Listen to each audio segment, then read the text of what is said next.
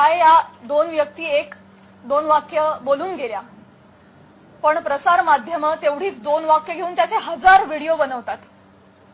इतके वाईट मथळे देतात, हेडलाईन्स देतात. समोरच्या माणसाच्या आयुष्यात तुमच्या या मथळ्यांमुळे एक वादळ येऊ शकतं, त्यांच्या करिअरवर परिणाम होऊ शकतो, त्यांची प्रतिमा डागाळली जाऊ शकते, त्यांचं करिअर बर्बाद होऊ शकतं, ते डिप्रेस होऊ शकतात, ते आत्महत्या करू शकतात. तुम्हाला काळजी वाटत नाही या गोष्टीची? आपण आपला टीआरपी वाढवण्यासाठी,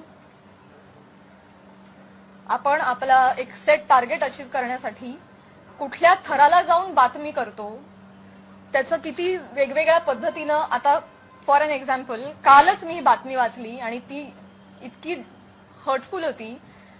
बीडमधील हत्या प्रकरणात आता प्राजक्ता माळींचंही नाव जोडलं जातंय. काय संबंध, काय दोन गोष्टींचा?